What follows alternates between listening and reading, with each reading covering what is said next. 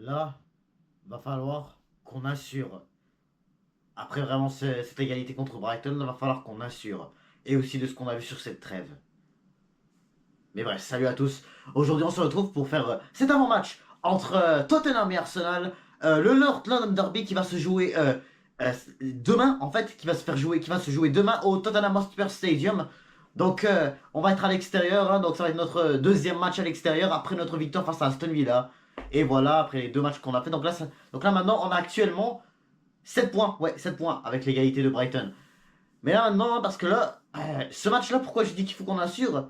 Parce que là, non seulement, voilà, on a perdu des points, maintenant on est cinquième de première ligue, mais là, mais là aussi, parce que là, on est vraiment dans un gros problème. On a Rice qui a été suspendu contre Brighton, on a Odegaard qui s'est blessé dans cette trêve internationale, on a, qui d'autre?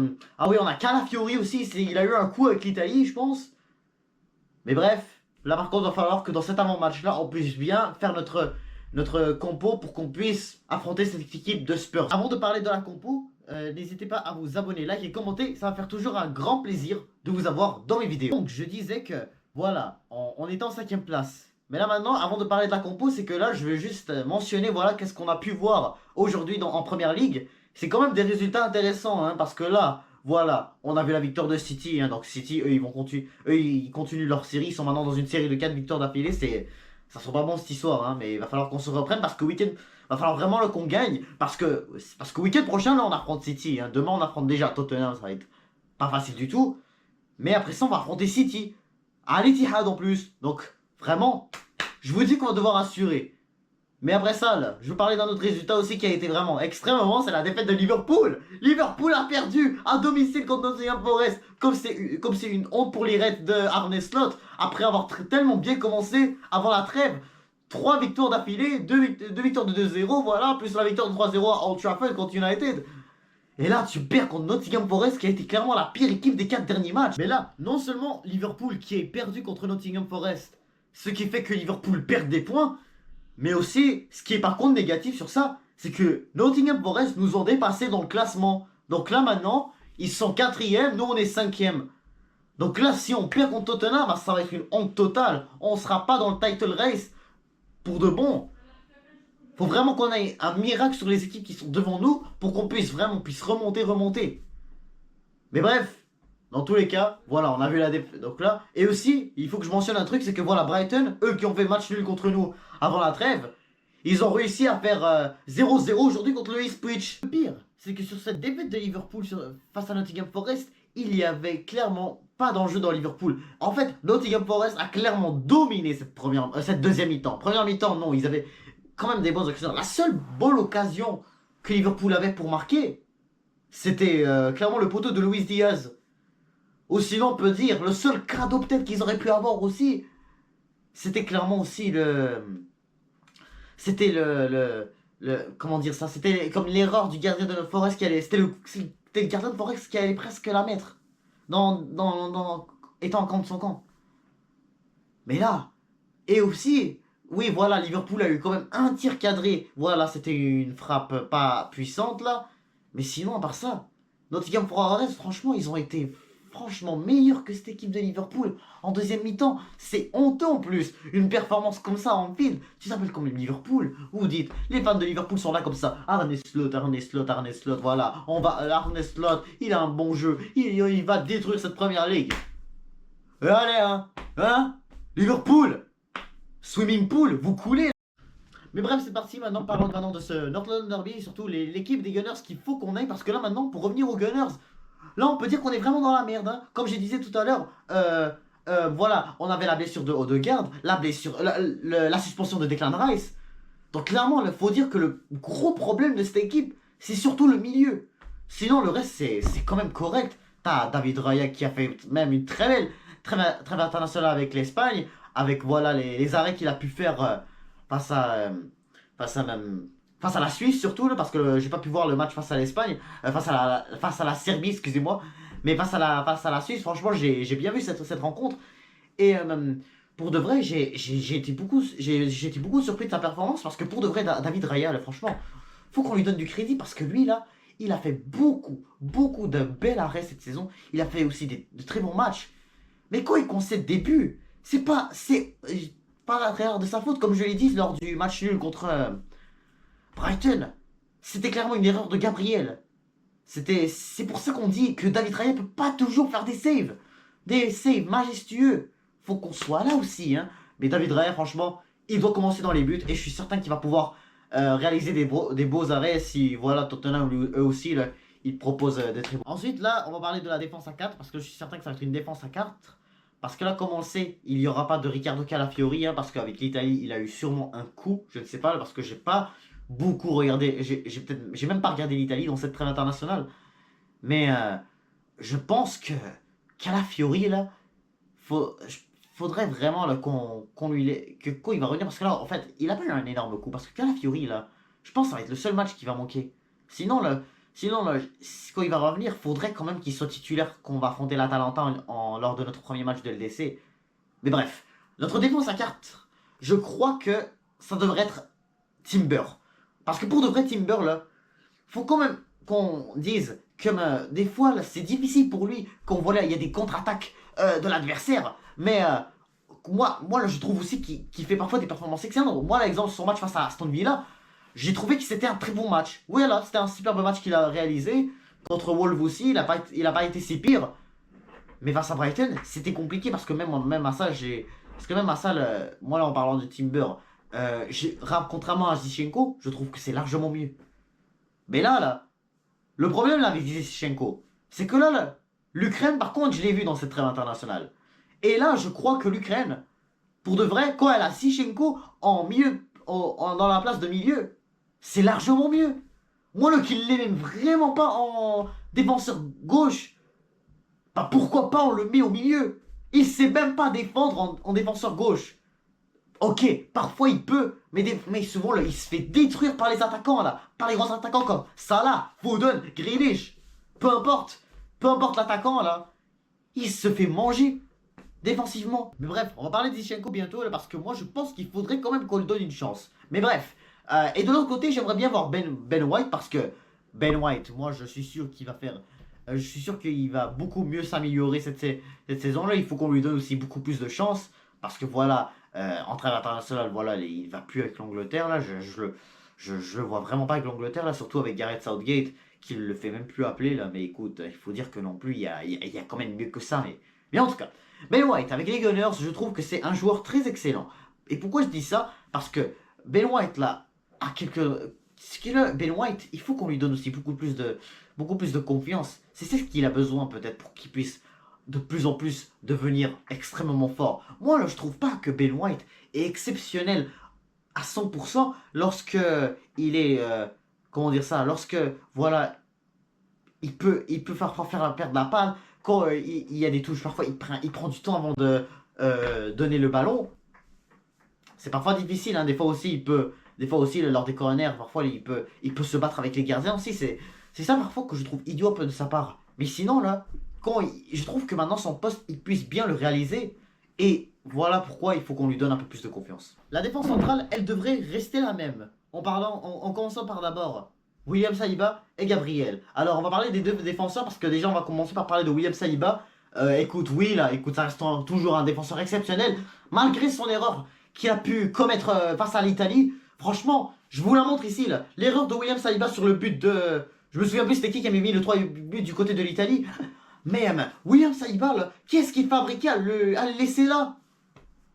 Pourtant, là, il n'a pas fait la même chose face à Brighton. Et heureusement, d'ailleurs, heureusement. Heureusement. Même si que Gabriel, au final, il a rien fait du tout. Hein, il a laissé João Pedro venir, hein, comme je l'ai expliqué dans le dernier débrief. Mais William Saliba, franchement, qu'est-ce qu'il fabriquait? Mais écoute, ça reste que même l'équipe de France continue de le faire toujours confiance. William Saliba reste toujours l'un des meilleurs joueurs, exemple, à l'Euro 2024, ou même avec l'équipe de France, il va devenir un excellent défenseur. Mais même à ça arrive à tout le monde des erreurs, et malgré ça, c'est quoi cette erreur-là? C'est quoi? Qu'est-ce qu'il a pu faire? Comment est-ce qu'il peut... Comment est-ce qu'il est là, en tout cas, à même pas être capable de tacler correctement, ou sinon même le rentrer dedans? C'est parfois des erreurs qu'il peut commettre, comme si, genre, on comprend que c'est parfois difficile, il a beaucoup de pression, je sais pas. Il y a plusieurs peut-être raisons. Et là maintenant parlons de Gabriel. Parce que Gabriel, pour de vrai, là, il était pourtant vraiment pas exceptionnel du côté du Brésil. Écoute, oui, là, ça reste que c'est l'un des seuls, c'est quand même l'un des meilleurs défenseurs qu'ils peuvent avoir malgré leur liste, là, surtout que le Brésil récemment, c'est catastrophique. Copa América catastrophique. Et là, maintenant, ils sont en train de réaliser une qualification à la Coupe du Monde vraiment d'une manière catastrophique. Cinquième du classement. Et faut mentionner que Gabriel peut avoir du crédit sur cette trêve internationale avec le Brésil. Malgré leur défaite face au Paraguay et leur victoire face à l'Équateur, c'était des matchs difficiles pour le Paraguay. Pas pour le Paraguay, pour le Brésil. C'était des matchs difficiles pour les Brésiliens. Et on peut clairement mentionner que des défaites comme ça, là, ça peut pas être, je trouve pas que c'est largement la faute à Gabriel. Faut dire que d'un côté, son dégagement a été largement mauvais hein, face à avant que Gomez marque, mais euh, franchement, Gabriel, faut dire que c'est l'un des seuls joueurs qui défendait parce que du côté du Brésil, t'avais quand même offensivement catastrophique, offensivement c'était catastrophique. T'avais Vinicius que lui aussi, il était vraiment pas exceptionnel et offensivement, tout le monde le critiquait. En plus, avec le Brésil, vraiment, Vinicius, ça ne marche pas du tout. Hein. Faut vraiment que le Brésil trouve un moyen. Parce que là, maintenant, depuis la Coupe du Monde 2022, franchement, c'est même pas une équipe du Brésil que je reconnais, mais du tout. Pour de vrai, le Brésil, pendant ses qualifications à la Coupe du Monde, c'est maintenant 4 défaites. Ouais, 3 victoires. Et les 2 victoires, c'était clairement au début, au mois de septembre 2023, il y a un an. Là, c'était pas mal le seul moment où je trouvais que le Brésil était fort. Sinon après ça, là, ça commence à diminuer à partir de octobre, novembre, lorsqu'il y avait le match nul contre le Venezuela, voilà. Et les 3 défaites qui ont suivi juste avant cette victoire contre l'Équateur. Donc, écoute, faut dire que Gabriel, je peux pas vraiment dire que c'est que de sa faute parce que au général, toute l'équipe vraiment du Brésil, ça devient catastrophique. Et là maintenant, parlons enfin du milieu. Parce que là, le milieu, là, je vois que le milieu maintenant, là, on l'a tous perdu, on l'a perdu, là, ou presque. Là, voilà, je suis certain que en défenseur central, ça va être Thomas Partey, hein, qui lui aussi fait un bon début de saison. Il a marqué face à Aston Villa. C'était un très beau tir. Malgré les résultats catastrophiques que le Ghana a pu avoir lors de ses qualifications à la CAN 2025, je vous dis que Thomas Partey, là, je trouve que c'est pas mal l'un des meilleurs joueurs parce que, oui, d'un côté, tu vois un Thomas Partey qui a très bien commencé avec les Gunners, mais moi, en tout cas, le Ghana, je les ai même pas beaucoup suivis. En fait, je les ai même pas suivis, le Ghana, mais quand je regarde juste Thomas Partey, là, qu'est-ce qu'il te propose tout le temps là, avec cette équipe du Ghana, juste quand je me souviens, là, parce qu'il a même pas été non plus convoqué pour la CAN 2024, la CAN dernière en Côte d'Ivoire. Faut dire que Thomas Partey, il s'est bien repris et je pense que le Ghana doit lui donner une autre chance. Et ils l'ont fait, hein, mais ça reste que j'ai pas suivi le Ghana, donc je peux pas vraiment voir qu'est-ce qu'il a pu faire. Mais ça reste que, en général, Thomas Partey, c'est un joueur que le Ghana a besoin. Ensuite, moi, je verrais bien, bah voilà, Jorginho, oui, Jorginho, bah écoute, maintenant, là, il n'a toujours pas joué un seul match avec les Gunners cette saison. Donc logique qu'il soit pas sélectionné par l'Italie, mais en tout cas avec les Gunners, il n'a toujours pas joué. Donc là, qu'il soit titulaire aujourd'hui qu'il soit titulaire demain face à Tottenham, je ne vois pas ça arriver là. C'est pour ça que moi là, je pense qu'on n'aura pas le choix de faire jouer Trossard, malheureusement, parce que pour moi, quand on avait vraiment tous nos joueurs, c'est ça vraiment le problème pour ce match-là, c'est que vraiment, on n'a vraiment pas beaucoup de choix là, parce que Jorginho, là, oui, tu peux décider de le mettre, mais je suis pas sûr qu'il va te proposer un grand match. Il n'a toujours pas joué cette saison. Mais je pense qu'on n'aura vraiment pas le choix de mettre Trossard en milieu de terrain, ou sinon, Havertz, sinon ça peut être Havertz qu'on peut descendre, mais là, en tout cas, mettre Havertz en milieu et ensuite mettre Trossard, Martinelli et Saka en attaque, ça va vraiment être compliqué. Donc là, peut-être, je pense que si vraiment là, on veut garder. Ensuite, moi, je verrais bien, bah voilà, Jorginho, oui, Jorginho, bah écoute, maintenant, là, il n'a toujours pas joué un seul match avec les Gunners cette saison. Donc logique qu'il soit pas sélectionné par l'Italie, mais en tout cas avec les Gunners, il n'a toujours pas joué.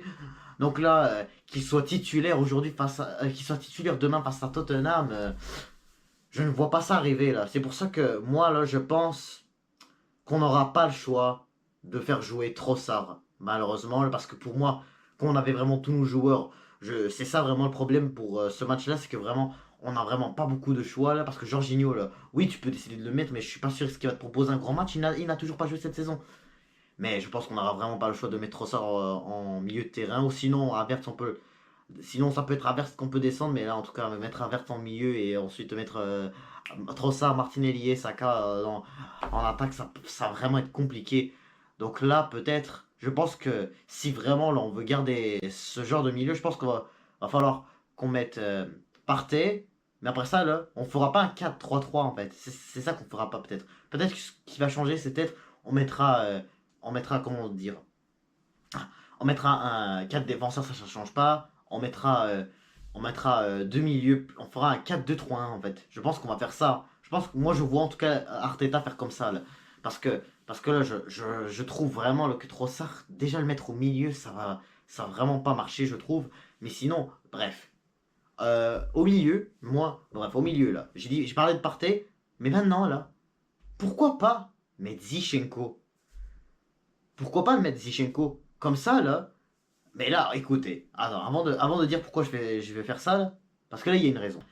C'est que là, Zichenko, j'ai bien vu avec l'Ukraine, j'en ai parlé même tout à l'heure au début de la vidéo, c'est que là, avec l'Ukraine, je trouve vraiment que le poste de milieu, là, au lieu de vraiment le faire jouer en latéral gauche, ça marche beaucoup mieux. Je l'ai bien vu avec l'Ukraine et ça marche avec l'Ukraine. Il marque des buts, et il arrive à marquer des buts, il arrive à faire quoi que ce soit. C'est pas comme c'est pas comme en défenseur gauche, il se fait détruire par les attaquants et tout, ça il perd les balles, parfois, il fait pas vraiment grand chose étant latéral gauche. Milieu, je trouve que c'est la meilleure place pour lui et je pense que vraiment, avec Partey, il faudrait qu'on le mette à côté de Partey pour vraiment bien faire ce 4-2-3-1. Zichenko, pour de vrai, là, il faut qu'aussi, lui aussi, on lui donne de la chance. Hein. Comme j'ai dit à Ben White, moi là, qui a toujours critiqué Ben White et Zichenko, là, quand même, faut qu'on commence à leur donner de la chance, là, parce que là, il y a des jours qu'on manque. Là. Il y a Odegaard, il y a Rice, voilà. Donc, c'est important de donner de la chance parfois aux autres aussi, hein, parce que ils peuvent vraiment proposer des bonnes choses, vraiment si on arrive à bien les utiliser. Bref, maintenant parlons des trois qui vont être devant le milieu. Et ben moi, je verrai. C'est là où peut-être je me dis, est-ce que on devrait mettre Trossard et Havertz avec Martinelli et Saka? Parce que là, quand on voit en fait qu'il y a des fois où est-ce que Arteta décide de mettre Trossard, Martinelli, Havertz, pas Havertz, Saka, les trois devant, ça marche pas vraiment tout le temps. Trossard, il les joue pas en neuf. Mais il peut peut-être, mais peut-être qu'il peut en fait rester, peut-être qu'ils peuvent être les quatre devant. Peut-être que Trossard peut ne peut-être pas jouer en tant que milieu. Parce que là, on voit que même Trossard en milieu, c'était pas exceptionnel.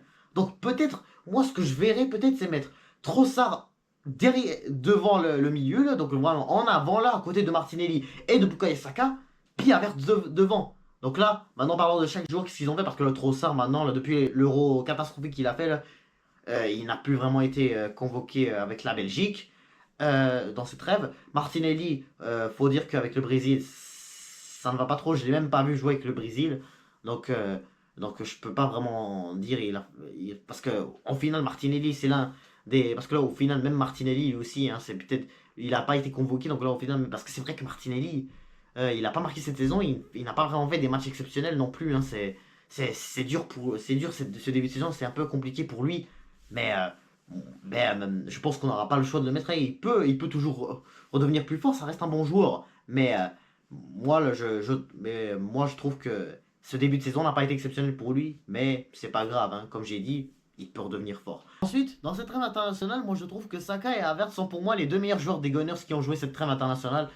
Parce que là, d'un côté, t'as Bukayo Saka. Donc là, oui, Bukayo Saka en même temps, il faudrait qu'on le mette. Ça reste notre leader de.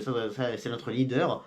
Maintenant que Odegaard n'est pas là, moi je devrais le considérer lui comme capitaine, même si au final le capitaine, il va être sûrement quelqu'un d'autre là, mais je suis pas très sûr c'est qui maintenant que Odegaard, notre vrai capitaine, il est blessé. Mais Bukayo Saka, là, et je sens qu'il devrait normalement lui être notre capitaine avec vraiment, parce que c'est lui vraiment là qui nous fait, qui mène le jeu.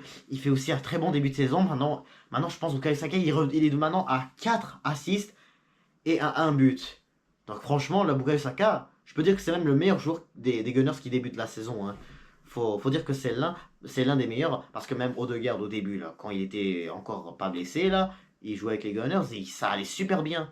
Mais là, il s'est blessé contre l'Autriche, donc là, qu'est-ce qu'on peut faire malheureusement. Et puis, Kai Havertz, lui aussi, il a réalisé aussi un très bon match avec l'Allemagne, surtout face à l'Hongrie, parce que contre les Pays-Bas, c'était vraiment pas simple aller jouer là-bas au Johan Cruyff Arena, mais Kai Havertz, franchement, lui aussi, il devrait prendre la place de numéro 9, parce que tu décides de remettre le 4-3-3 et le mettre lui au milieu avec Trossard, ça va vraiment être compliqué.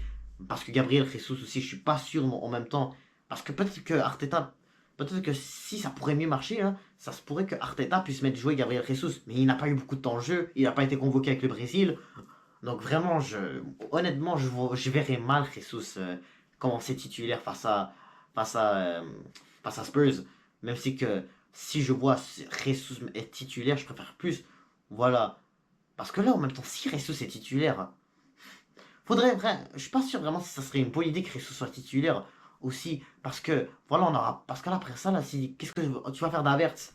Qu'est-ce qu'on va faire d'Havertz? Est-ce qu'on va le mettre au milieu? J'en sais rien. Donc vraiment, là, il faut vraiment là, que on trouve comment bien placer nos joueurs. Hein. Parce que, faire peut-être commencer Jesus. Et là, après ça, tu as Saka côté droit, Martinelli côté gauche. Et là, ça peut pas faire comme ça et là mettre à Havertz et Trossard sur le banc. Trossard, vraiment, on a besoin de lui. Il nous faut Trossard. Si voilà, on galère un peu dans ce match, on est toujours exemple à 0-0 lors de la deuxième mi-temps, là, il faut qu'il rentre. Mais qui joue milieu de terrain, pour moi, ça peut vraiment fonctionner. Les deux en finale, les deux, je trouve que c'est difficile le milieu. En vrai, je pense que j'ai trouvé comment bien placer l'attaque. Parce que là, je me suis dit à certains moments, avec les blessés qu'on a là et tout, je me suis dit que peut-être mettre Trossard et Martinelli et Saka en même temps, ça va être un peu trop. Mais là, ce que je me suis dit que peut-être Arteta va oser tester, c'est peut-être que ce serait une bonne idée de ne pas mettre Jesus, de ne pas mettre Trossard. Mais par contre, c'est un joueur que j'ai surtout oublié de mentionner. Il s'agit bien de Raheem Sterling. Pourquoi pas le faire jouer? Même si que voilà, il n'a toujours pas joué avec les Gunners, mais ça serait vraiment le temps de tester son niveau. Surtout voilà, avec City, quand il était à City, il jouait voilà en avant-centre. Donc là, même chose avec Chelsea, des fois, il était parfois entre Palmer et l'autre côté, là, comment ça s'appelle, là, mais bref. Et même, je trouvais que ça fonctionnait bien. Donc, si on pourrait le faire jouer entre Saka et Martinelli et Havertz devant, je sens que ça pourrait être la meilleure chose. En ayant bien sûr Zinchenko et Partey derrière, et même bien sûr la défense centrale, Gabriel et Saliba, voilà, et des deux côtés, t'as Ben White et Timber, et Raya dans les goals. Je pense que vraiment ça, c'est mon vrai 11. C'est total. Ah oui, d'un côté, tu as une défaite de Liverpool de Arne Slot à domicile à Anfield. Oui, c'est peut-être honteux de perdre comme ça. Là. T'es à domicile, tu devais normalement battre cette équipe de Nottingham Forest largement. Mais ils l'ont pas fait. Voilà, ils ont perdu des points, clairement. Mais d'un côté, si nous, Arsenal, on fait pire, on perd contre Tottenham. Oui, peut-être tu perds contre tes rivaux, voilà. Mais comme tu restes cinquième. C'est comme si, genre, la course au titre, c'est comme mort déjà. Hein. Donc vraiment, si on veut vraiment jouer cette course au titre, il va falloir vraiment qu'on gagne. Ça sera vraiment important et j'espère vraiment qu'on gagne. Sur ce, c'est la fin de cet avant-match entre Tottenham et Arsenal Northern Derby. Donc vraiment, j'ai vraiment espoir. Hein. Faut dire que j'ai espoir, mais je stresse un peu parce que, comme j'ai dit, ça va être vraiment difficile. Tottenham, ils vont vraiment vouloir nous battre. D'un côté, il faut vraiment qu'on gagne. Comme ça, on va être dans la course au titre. Il faut vraiment qu'on rattrape City avant de les affronter week-end prochain à l'Etihad Stadium. Donc, vraiment, j'ai confiance en mon équipe, j'ai confiance à Arteta. Je suis certain qu'il va pouvoir trouver quoi faire. Ça se pourrait qu'il puisse mettre à vert, ça se pourrait qu'il puisse mettre Trossard, je ne sais pas où là, mais bref. C'est ça qu'on a là, parce que là, on a déjà deux joueurs importants qu'on a perdus. Mais qu'on n'aura pas surtout pour ce match-là. Là. Mais bref. Donc sur ce, n'hésitez pas à vous abonner, liker, commenter. Et je vous dis à toutes. Up the Gunners!